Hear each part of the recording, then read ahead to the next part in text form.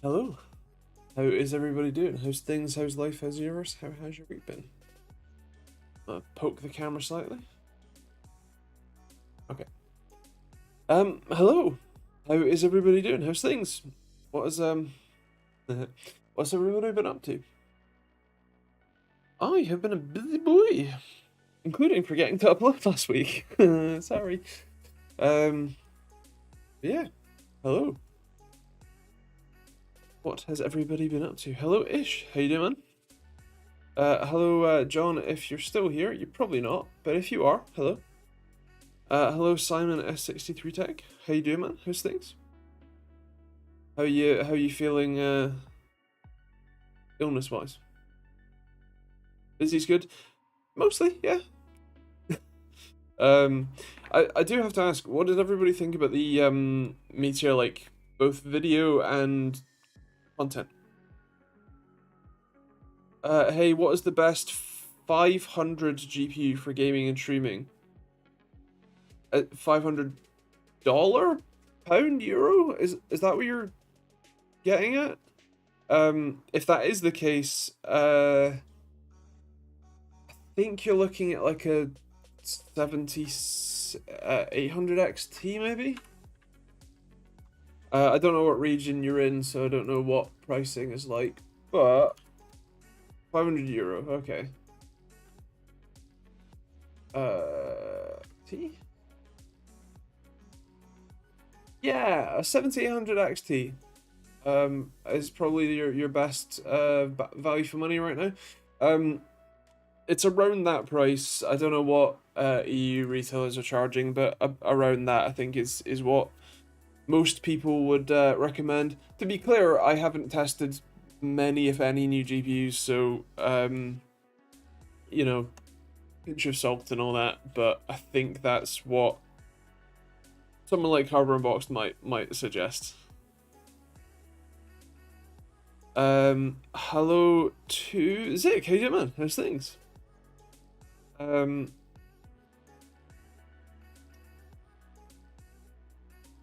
ba ba ba ba ba. Misty Hill, hello. Hello, PC people. Final upgraded my 1070 to 4080. Now only need to sort my 9900K. Nice. That's a decent upgrade. I hope you're enjoying the extra performance that definitely brings you. Let's pretend I was passively interested in Intel and say, excellent video. What do you mean? It was the only video, so no competition. You may have a point. I've been on Starfield a lot. Fair play. Hello, Essentialist. It's that Andy guy. Hello. How you doing?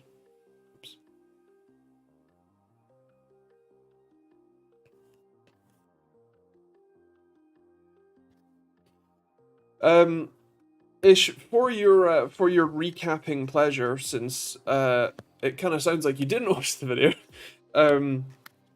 The long and short of it is that Intel's changed quite a lot about how they manufacture and design their CPUs, to the point where they are now using chiplet style CPUs, with the catch that it's not the same as AMD's. In fact, I think next Friday's video, because I forgot to post last Friday's video, is going to be talking exactly about that, the difference between the two, and more about why AMD and Intel are both using chiplet style, multi-die chips these days. But the long story short is that they've broken out the compute tile into its own, so that the cores and cache, the SoC tile, system on chip, the I/O tile, which does Thunderbolt 4 and PCIe, or USB 4 and PCIe, same thing, and the graphics tile for your iGPU, and they're all separate. They all get laid onto a interposer layer, an actual bit of silicon, and yeah, that's the kind of the long story short. The extra thing is that there are now 3 different types of CPU cores in these Intel chips. There is the P cores, the high performance, the full fat ones. The E cores that we're already somewhat familiar with, the lower power, no hyper-threading, but just run the background stuff type cores. But there are now low power island E cores in the SoC die. And so basically the idea is that these are like even lower clock speed, even lower TDP, like this is a complete ballpark guess, but about a watt for both cores or something crazy like that under load, like something insane like that. So they now have those cores, which, as far as I can tell from all of the materials, all of the tasks will get loaded into the low power island E cores first, and then will be moved to E cores and then to P cores if they need it, which sounds like it's going to be adding latency. Yeah, so will Intel now get something similar to Infinity Fabric? Not to Infinity Fabric. So no, because the way that AMD does it is that they basically just put multiple bits of silicon onto the PCB, the substrate, and it's the PCB that does that connection. And so AMD had to work out how to do a connection between cores and memory controller, and so they basically used PCIe, right? Roughly. And so, or no, that's between EPYC chips, isn't it? Anyway, they have the Infinity Fabric between the core dies and between the IO die, right? But the thing is that Intel, one, currently doesn't look like they're using multiple core dies, and two, they're not just placing it on the PCB layer. They're actually, they have a piece of silicon, a monolithic piece of silicon that is made with Intel 16, which is, we're currently on, they're moving to Intel 4 for the core die. The current chips are made on Intel 7, so Intel 16 is old and high volume is what you should say. So that tile that goes on the bottom, they then glue the other tiles on top of that to create a bridge between them that is still in silicon. It does have to go through a transition layer, into the copper, into solder, into the base layer, transport over, and then back up. But ostensibly that is still just silicon. And again, currently they don't have any public intonation to do multiple core dies, which is a lot of what the Infinity Fabric does. Ian Cuttress did a good deep dive on the new Intel CPUs. I'm yet to watch it. He was on the call, I think, if I remember rightly. The press call last week. Last week? Yeah, last week. No. Yes. I don't know what day it is. Well, I know it's a Thursday because I'm streaming. Isn't it stupid they don't do multiple chips for cores when they get a higher yield with it? Currently, because they are using that interposer tile on the bottom, the base tile, it would actually be a decent amount more work for them to rearrange it such that you could have multiple core dies. I fully believe that will come, and I think they already do that in their Sapphire Rapids Xeon server chips, which were the first ones to do that sort of tiled arrangement. But yeah, it is different to how AMD does it. AMD, as I explained in the video that will be out next Friday, or Friday next week, AMD's solution is cheap and simple, relatively. Intel's solution is complex and expensive. However, AMD's solution is potentially more latency sensitive, or slower in terms of latency, and potentially slower, more vulnerable to data vulnerability and integrity issues. Whereas Intel's solution, while it is more expensive and more complicated, and potentially, we're yet to see that IRL, it is more likely to be lower latency and more secure with data transfer, less likely to have any issues.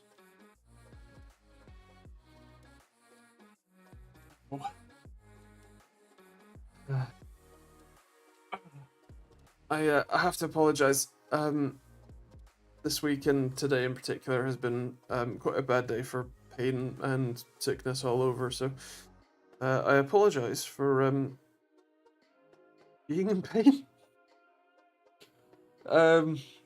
Also, hello, Crazy Bear. I didn't say hello. And hello, Commander Classified. How you doing? And Chris, I don't think I said hello. Can you play BeamNG good with a 1700 X3D? I haven't seen any benchmarks, but yes, I'm pretty sure. It's got plenty of horsepower.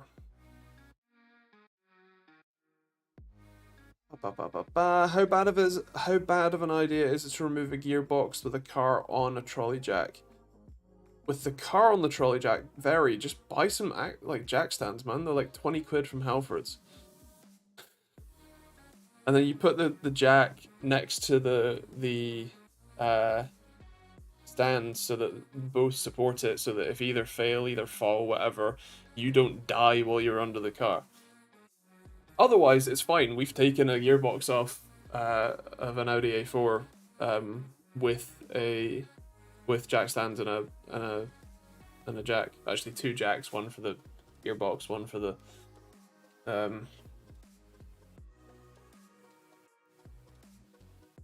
thing. Yeah. Andy, can't you order a new spine off Amazon and expense it to the company? Oh, that'd be nice. I actually had a physio appointment today. Didn't go that well. Sort of mean the getting it out bit. I have stands already.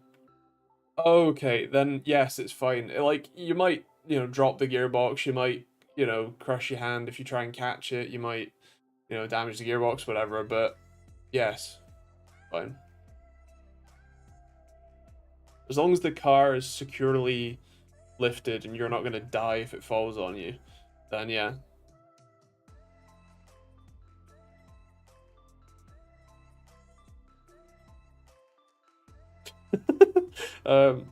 That one guy in the Discord really needs every millisecond latency down, so until it is for him. Options there, man. No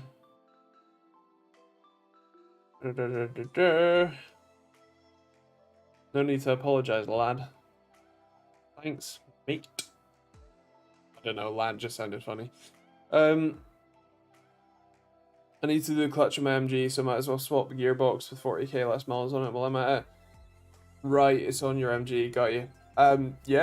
Yeah, as long as there's enough space to get it out. That was the one thing that I found was trying to lift the car up enough to get an all-wheel drive gearbox. Well, actually it was front-wheel drive, but it was the wrong way, etc. And so it was quite large, so we had to jack the car basically all the way up, and then some, to have enough space to pull it out. Hello Simon, how you doing? You're late. That's very unlike you. How you doing? How's things? And also, Gaming 113 Essentialist, or 6 question marks in this chat, says that he plays on his 6650 XT at 1080p Ultra 150 plus FPS with AI traffic, so you should be fine. If any of you obtain BeamNG through other sources, there's a big chance I tested it. Nice.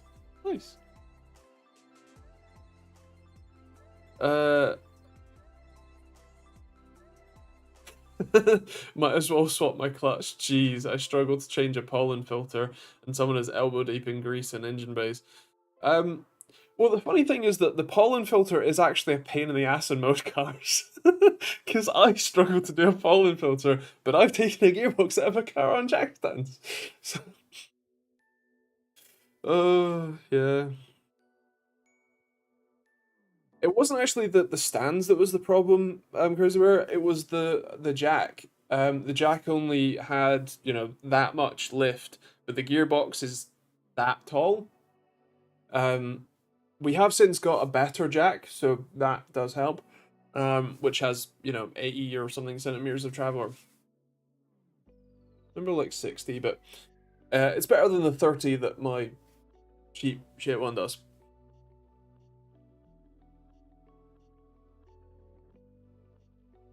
I need to reseal my it's not my valve covers, it's the cam bridge.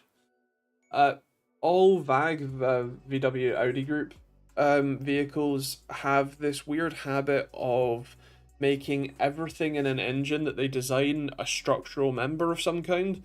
So the long story short with an engine is that you have it's made up of like two main parts: the cylinder head and the cylinder block. That's the one. The cylinder block is where the pistons reside and they bounce up and down. The cylinder head is what lets all the air in and out. Inside the cylinder head, there are camshafts, either one or two, unless you're an American V8, in which case you have one camshaft in the middle and then little push rods that push on rocker arms that then open the valves, but that's stupid. So a lot of, especially VAG engines, have two camshafts, one for intake and one for exhaust. And those camshafts have pear-shaped lobes which spin over on the tops of the valves, which open them up, and the springs push them back as the cam lobe swings by. And the long story short is that the normal way you retain those camshafts in is to have cam caps, just little, you know, little brackets that you have two bolts that go through the sides, and they, you know, go through all the depending on how many cylinders you have, you might have 3, you might have 4, you might have 5, you might have 6 cam lobes, however many you need. But you know, that's the general idea, right? Well, here's the thing.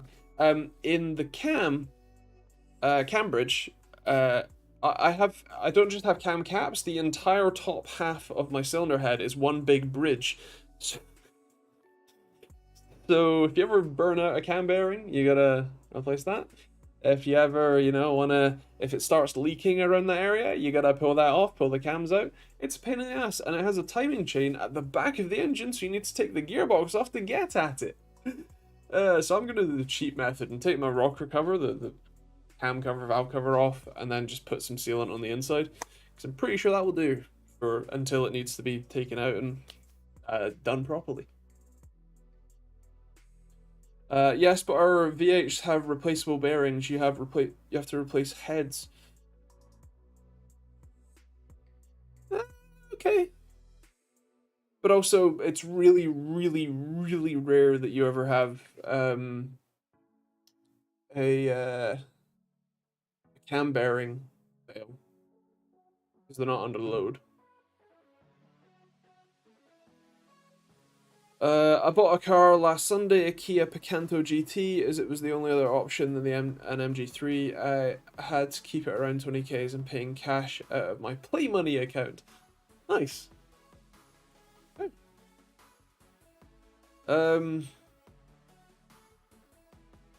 Ba ba ba ba ba.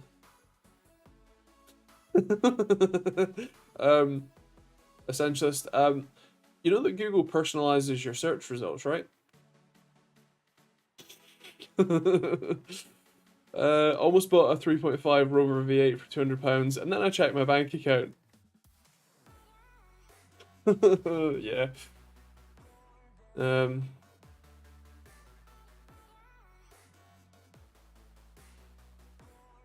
Oh God-ish. Oh dear. Oh, I got the joke. Jesus. I guess you haven't seen the content from Just Rolled in the Shop. That's the kind of shit I have to deal with. People rarely maintain their vehicles. Oh no, I'm well aware. Because I'm the one that maintains all of my friends and family's vehicles. Yeah. Oh no, yeah, I'm well aware. Um, I just still haven't, like, if you starve the engine of oil,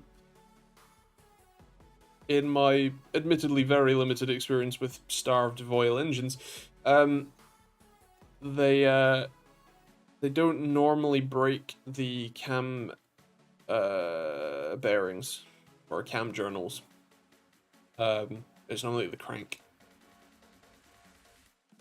But I am talking from limited experience. I still wonder why Mercedes skips over their history in the 1940s. I don't know.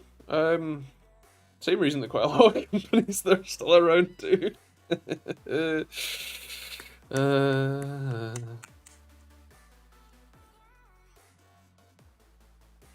Just Ferdinand, who helped design the Volkswagen, the people's car.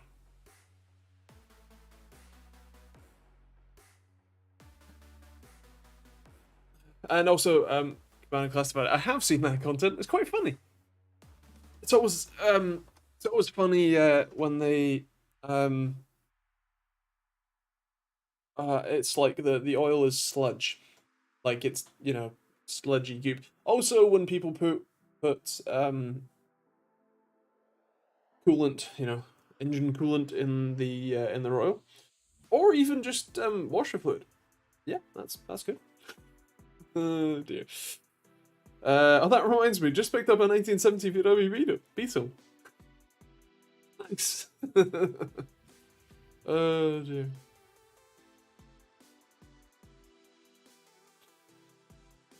In Andrew Tech news, I've made my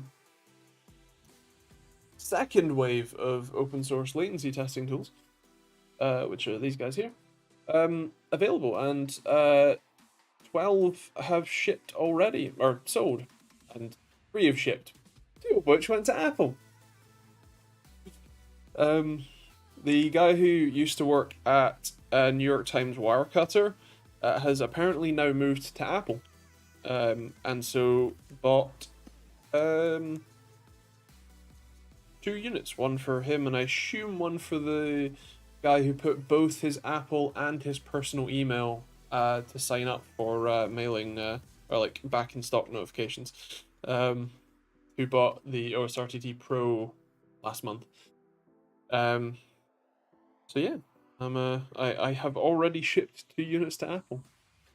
Actually, 3 units to Apple technically. And I'm shipping out another one to Artings. Actually, I was really quite surprised that they bought one, especially because they already do fantastic work in they've built their own response time tester. And I'm kind of surprised that they haven't gone to the effort of building their own latency tester, although, knowing what I know now, having built one, it's a lot of work. So I don't blame them. Perhaps they're just using it for comparison's sake, though. I don't know. I'd be happy for them to reach out and tell me. I've also started including some QR code software download cards in the box so that you can actually find and download the software. Sure, that would cool.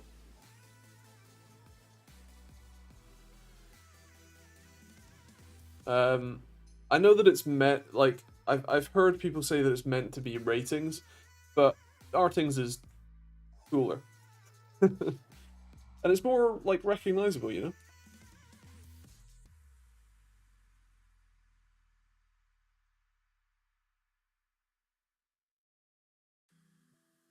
Yeah. If there was an 8 in the middle or something, like, sure, I'd call it ratings. But it's not.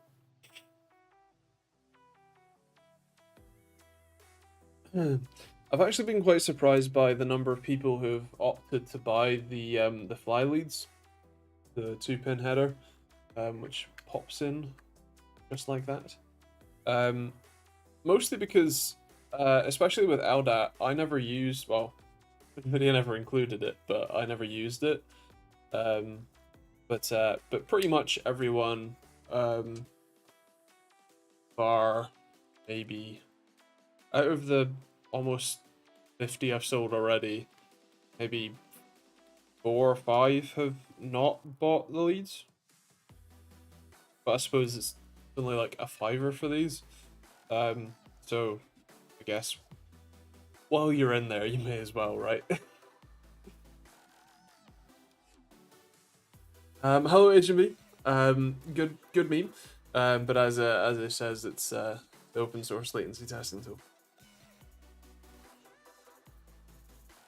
A funny joke.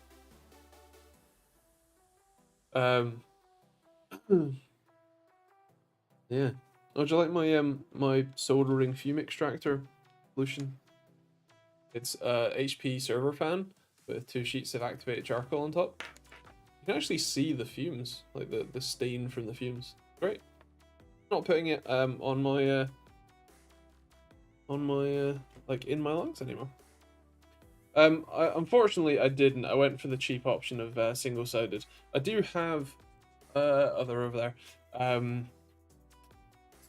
Some well, proper business cards, both for TechteamGB and at the wheel for me, and also generic cards that I don't, that don't have my super personal information on it, but instead just have links to the channel and stuff.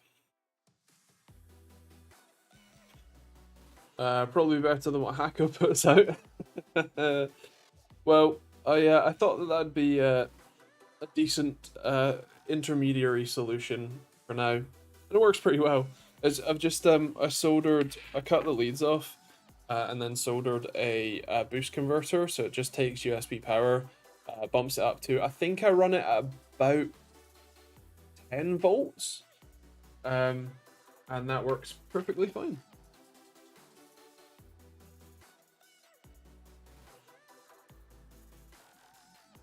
So yeah, I have a bad habit of doing everything dodge. It's not noisy at all. I will. I have to plug it into a USB 3 port because obviously it's a thick fan, and so it would normally draw a fair bit of power.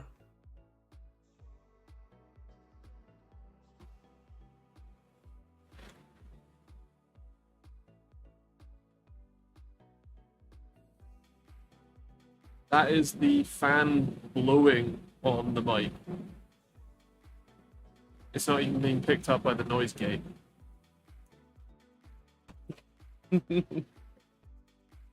Yeah. It's just loud enough for me to know that it's on. But I normally have music on or anything anyway, so it's fine.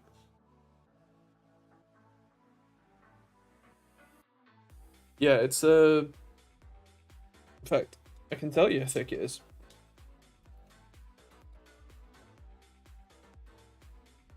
35 mil thick.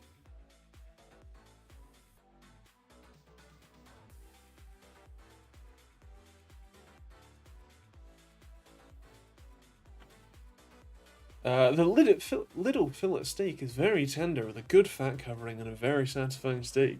7.5 out of 10. This has been Chris Reviews His Own Dinner.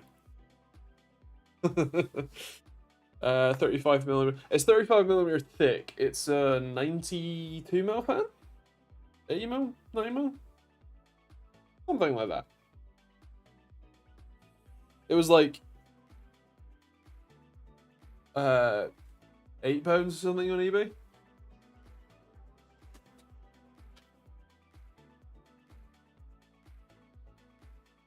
Yeah, not bad. It would. It is. Especially for its size. Yeah. Was I... Oh yeah, we talked about it at the start, but plenty more people have joined in. What does everyone think about Intel's Meteor Lake stuff? The new chip design, the biggest architectural shift in 40 years. Andy does not have a junk drawer filled with fans. Oh no, I have an entire like box. It's just I wanted a thick server fan that had a lot of static pressure, not a 120 mil PC fan that has airflow, not pressure. Because the charcoal foam is quite dense, so even that fan doesn't draw in that much air with the charcoal on it. A real question: how many ARGB fans can be connected to a single motherboard header? I'm building a PC today. I've never used ARGB before. I'm actually not sure of the official answer to that question. My initial answer would be at least 3. But actually, Commander Classified has just beat me to it. It's probably better to have a powered hub, that uses SATA power to power all of it while the data still comes from a single header, because the main problem isn't that the data pin can't drive more than 3 fans or whatever. It's that the power pin on the motherboard, the normally 5 volt now power pin, can't push the multiple amps it would need to have 100 fans connected or whatever. 100 fans is a bit of an overkill. You couldn't really fit that in a system, even with radiators, fans on both sides of a radiator. You'd have to start stacking them and stuff. But yeah, that's yeah. Looks like a few of us have found the heart button. I did notice that, yeah. The oft recommended is 3. There you go. 3 is what a single splitter will normally get you. And then it's generally not a good idea to chain splitters with anything, whether that's power, whether that's inside your PC with RGB or fan headers or whatever. Yeah. Why do cases not have DVD drives anymore? Because it's not the 90s. Things move on, we can live in nostalgia forever, or we can progress.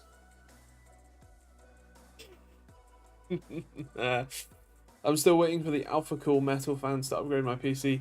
I have a metal fan. I don't think it's from Alpha Cool, but it was terrifying. What about Blu-ray though? Again, not the 2000s or 2010s. Even the console started to phase out physical media, right? On the one hand, it's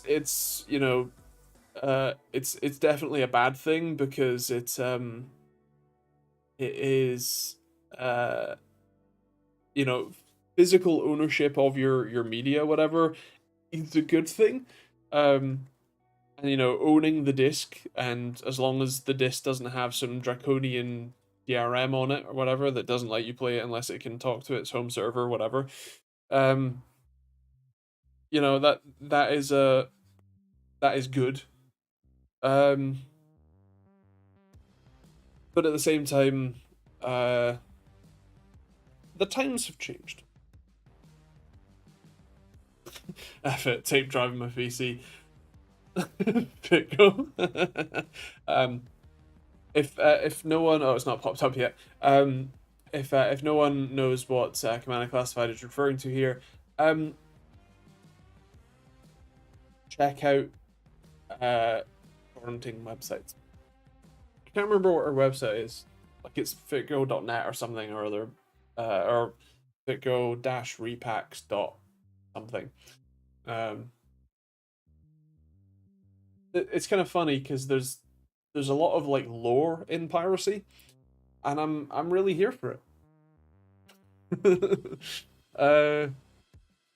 On the tape drive front, I did actually consider getting a tape drive, not a a backup tape drive, an external one, mind you.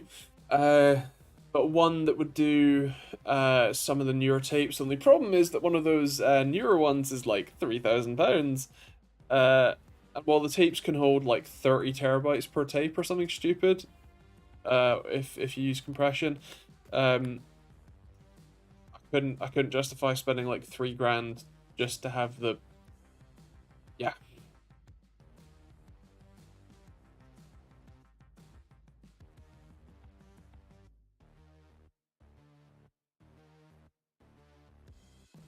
Ba ba ba ba ba.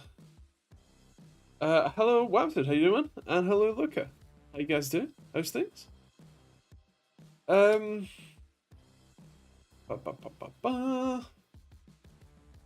It annoys me having my internal Blu-ray drive plugged into the PC with a SATA to USB adapter. Dear. Hello, Telesto. Sorry, I didn't say hello earlier. I saw a 7800XT on video playback is using 41 watts, and a 4090 is only using 26 watts. Odd. I think that's likely due to the architecture difference and what like AMD versus Nvidia have dedicated hardware for on board, and even just the outright efficiency. Yeah.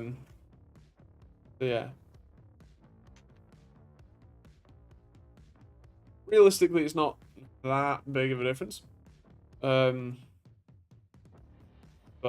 yeah, fair. Good. Turns out bigger breaks equals more break dust. Funny that.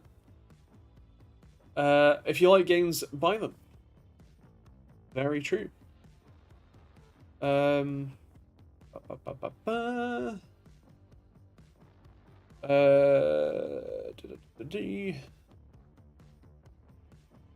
Some of my CDs have some Sony DRM.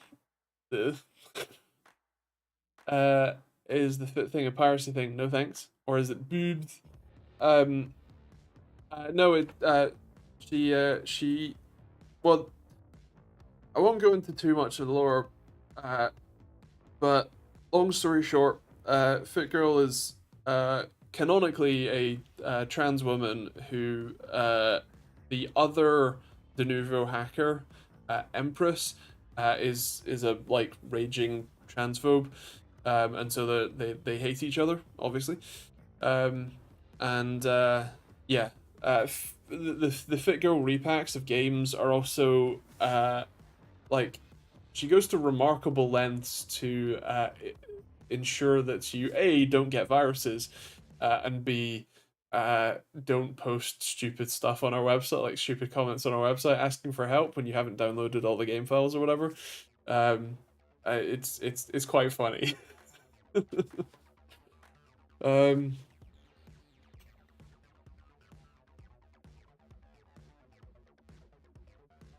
I like owning physical DVDs as I have it in my possession. They can't take away or remove it. Yes, that is what I was talking about. Unless there is DRM on them that makes that impossible without an internet connection or something stupid, which I'm sure someone has done for some of their discs. But yeah, it's like owning your media outright is better. Even if there is a convenience factor to on demand access. Hello, Micah. How you doing, man? How's things? The Steam Underground forums are filled with perfection as well. Nice. Sony CD-DRM was a literal rootkit. I remember that. I remember reading about that. Yeah, that was wild. Games never to buy. Cyberpunk 2077. I did in fact buy it. One, because I want to play it, and two, because it's a staple benchmark, which I still use to this day. There are games that I run which are the pirated version, even though I legit own the games, because the pirated ones run better. That is a legitimately valuable tool. And actually, as Wabs' comment, which still hasn't shown up on screen yet, makes out, there can actually be benefits. Like, you could be helping the game developer by purchasing the game, but never installing it, if the game is made with Unity, because the new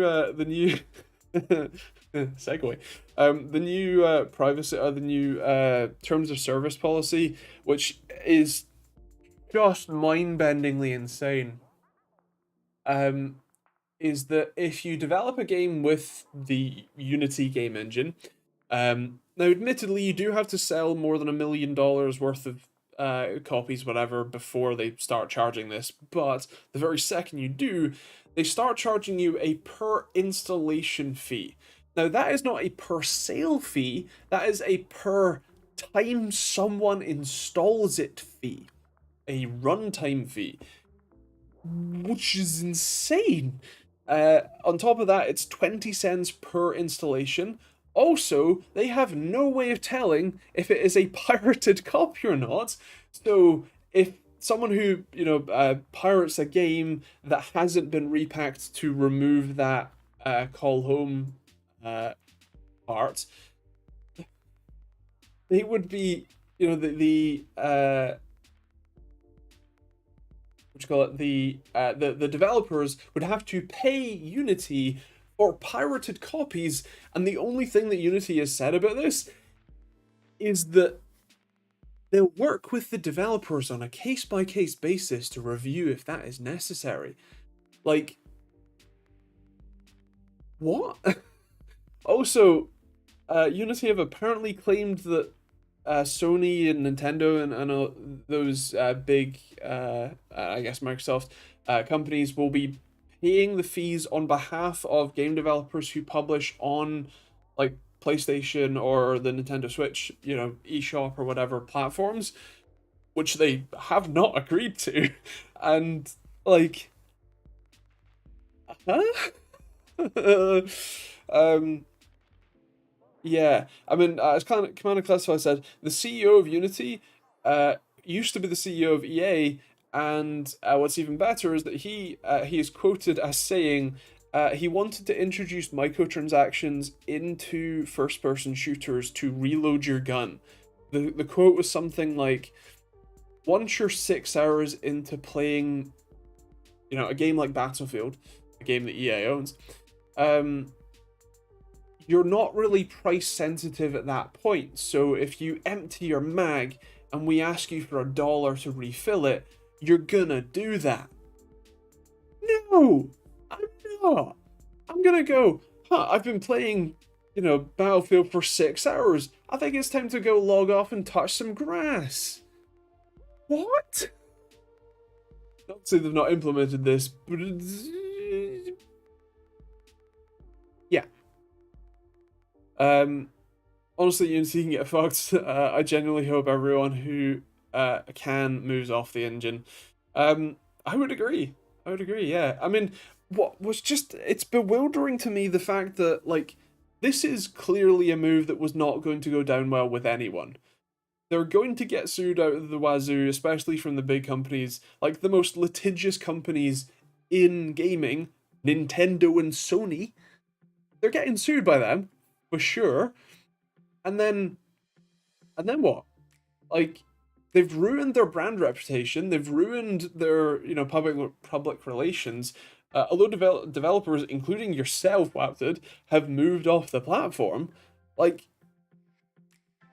I assume they thought, well, our engine is used to make over half of the games that are on iOS and Android and Steam, so we have enough market share to try and swing our dick around. And I think it's backfired horribly. I think it's going to be real bad. Of course, the CEO and all of the board members sold like $20 million worth of shares like 2 days before before that announcement, because they knew it was going to go poorly. But like, first of all, that's insider trading. That's like literally illegal if it wasn't for America. But like, where do they think they're going with this? Like, how is that not a suicide run? Do they really think that people would just lay down and take it?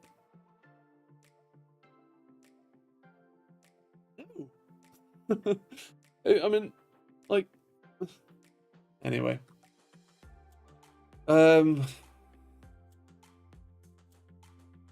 Yeah, Commander Classified, you're quite right.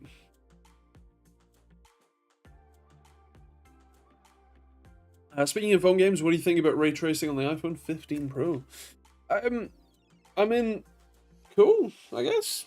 I obviously don't own an iPhone. I never have. But I also I don't think that the people who play games on iPhone really care about the visual fidelity all that well. You know, it's like it's cool that it's there. It's cool that is there actually hardware support in the chip? I don't remember. But, you know, like I said, it's cool that it's there. It's cool that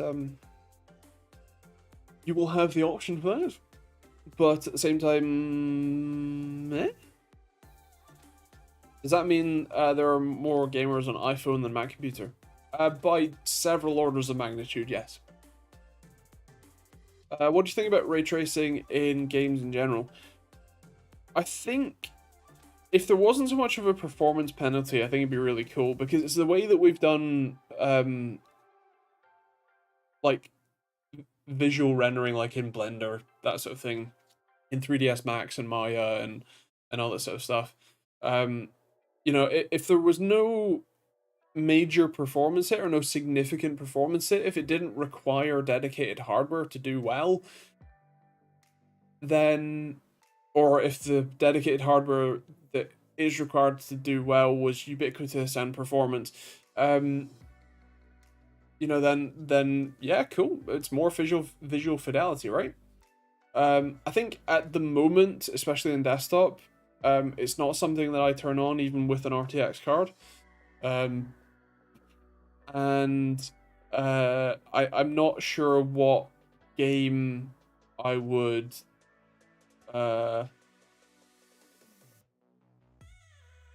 need to be playing to find that a useful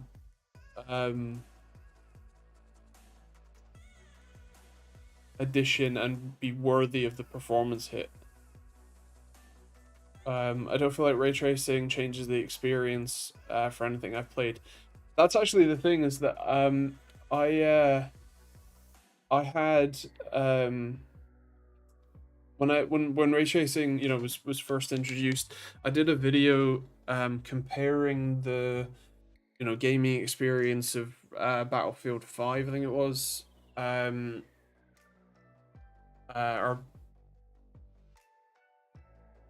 wasn't Battlefield 5, the World War 2 one, or World War 1 one, whatever, at the time, and I legitimately didn't know if it was on or off.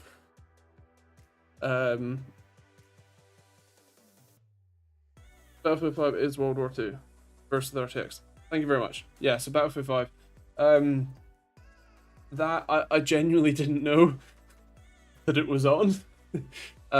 Which is probably a credit to the I've forgotten what Battlefield's engine is. It's in my brain somewhere, but I've forgotten what it's called.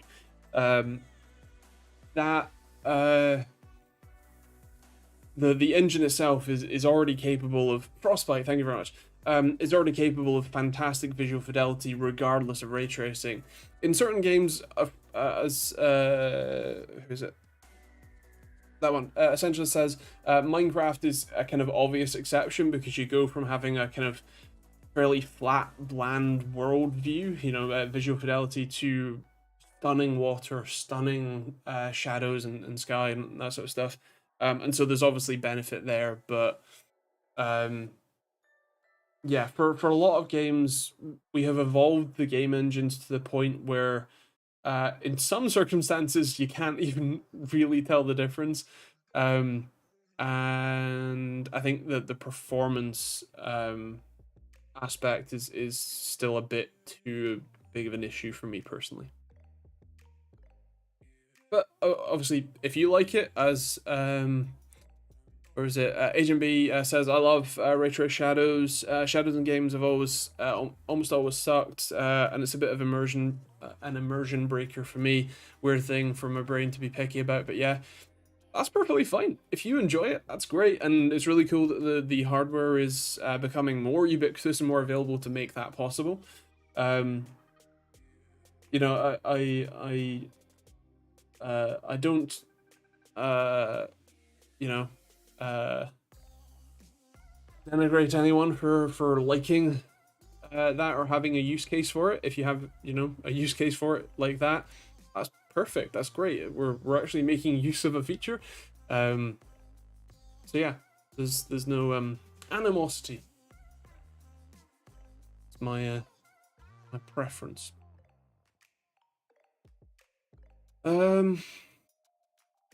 Hell, even Battlefield 3 still looks good. I would agree. Alex, on my 2080 Super, ray tracing is as useful as a bike to a man with one leg. Yeah, fair.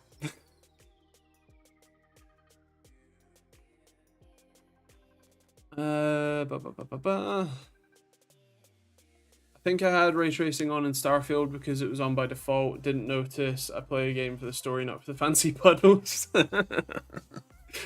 Nice. Yeah, I would imagine that you know, turning ray tracing off in Starfield might be a necessity because of the performance hit.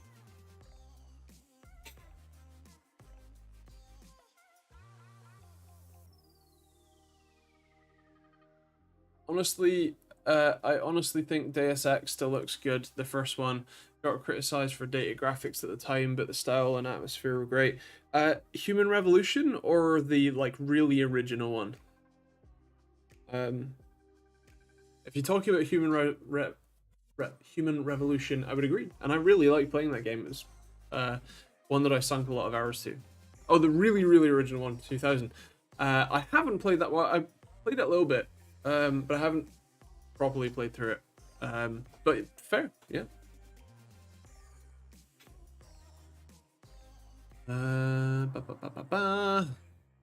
Recently played Battlefield 3 and the Jet 3, and the Jet mission was amazing.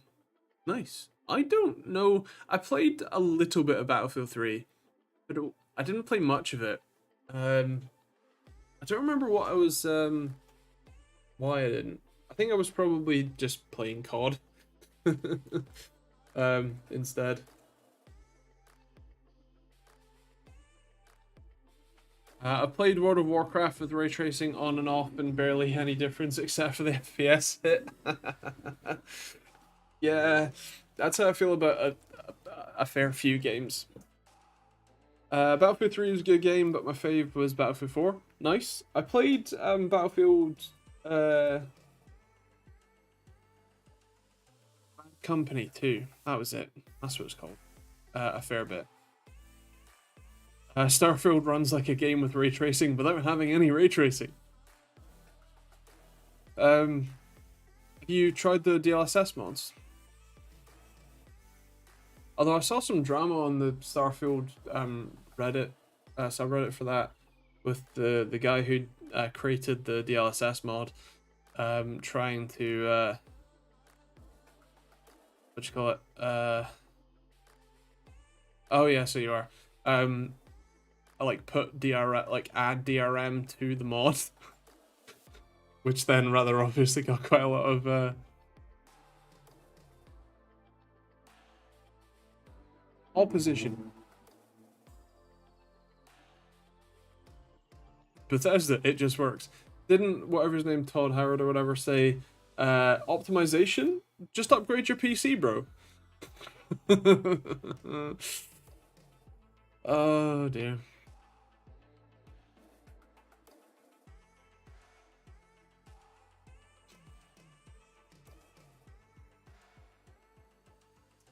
I mean, if you want to give me a new NVIDIA GPU, I'll be happy, but no DLSS for me. If I had any, I'd be using them. Yeah.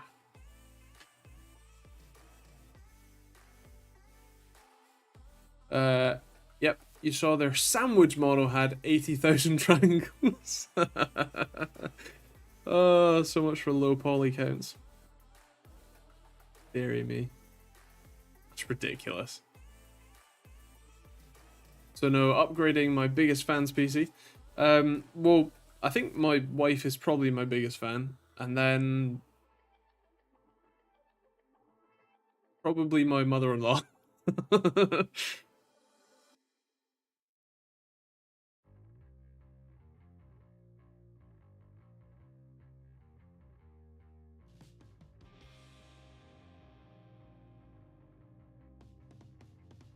I'll have to do theirs first, and that'd just be a bit awkward, you know?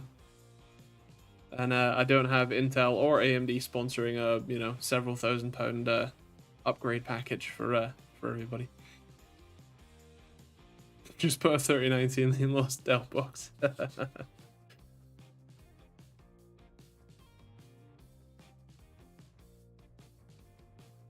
I remember when Kate Archer in Nolf broke the record for the most polygons in a model, 1700. Wow. Yeah, that's I would be distinctly low poly, like seriously low poly these days. Not sponsoring builds yet. Dream big, boss. Hello Joe, how you doing, man? You've got 7 minutes to join in with the chat. 1700 is the maximum a sandwich should have. Do you know what? I agree with you. I mean, realistically, a sandwich is what?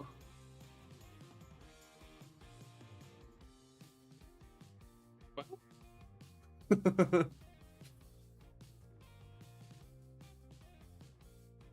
12 with tessellation. Final offer.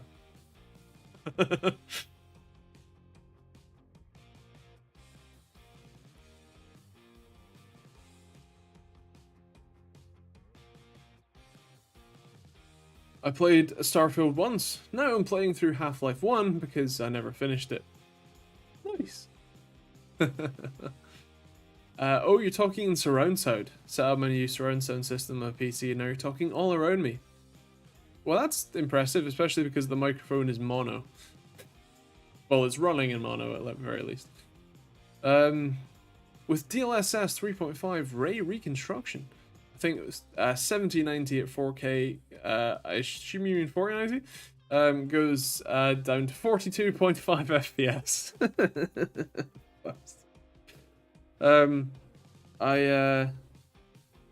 Why am I not surprised? I just imagined a ray trace sandwich, though, with reflections of the player's teeth shown in the lettuce's moisture.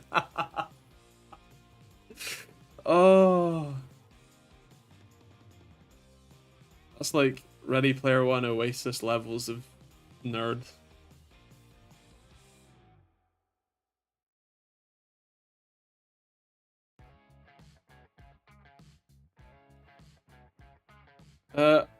Can't complain about Starfield performance. High 50s at medium with no FSR, 100% render res. Nice. I put them on the stream chat.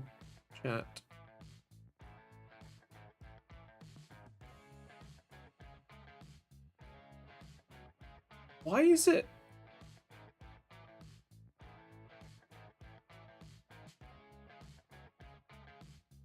Why? And a Starfield apple, which is a cube, is like several thousand? Because... reasons? Why? Why? Oh dear, I can't understand why BIOS updates have long names. Why not just BIOS 1, BIOS 2, and so on? Well, because the BIOS files themselves are specific to each motherboard. So you what you call it? You have to get the right one for your board along with the version number. So while they are named like they are listed as BIOS version whatever. They have to be named something specific to each motherboard, which is why they tend to be long.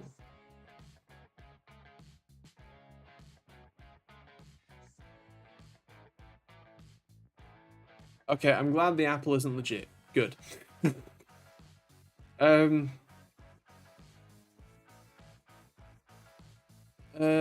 Random question that's been on my mind for some time. Have LTT just tried to completely brush everything under the carpet and hope that everyone has forgotten lately?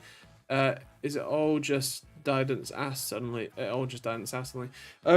So they made the initial update video and then a follow-up of, you know, what we're gonna do, update video. And then it was kind of a slow trickle of videos. I think they've only been posting like once or twice a week. And they're also only posting what I'm pretty sure is the content that they had already made before the launch. So it kind of looks like they're taking another month to like make new stuff.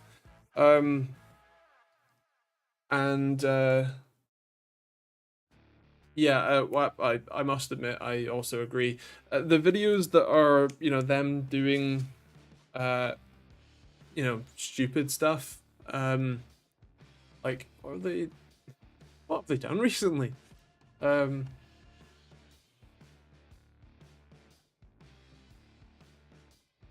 Roasting your worst setups in person. Now, young people try a Mac from 1996. 10 reasons I daily drive a foldable.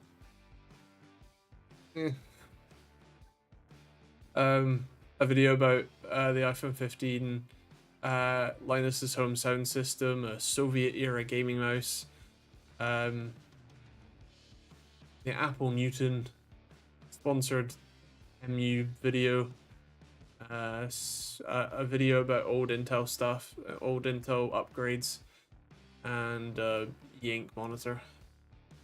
The roasters from LTX. I saw a clip of that, I think on Reddit actually. So I know, but also, meh.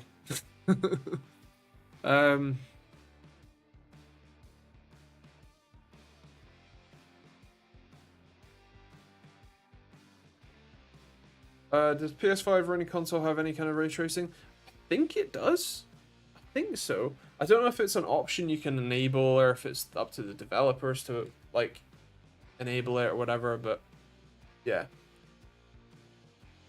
How is the LG GP850? So I haven't reviewed any LG monitors.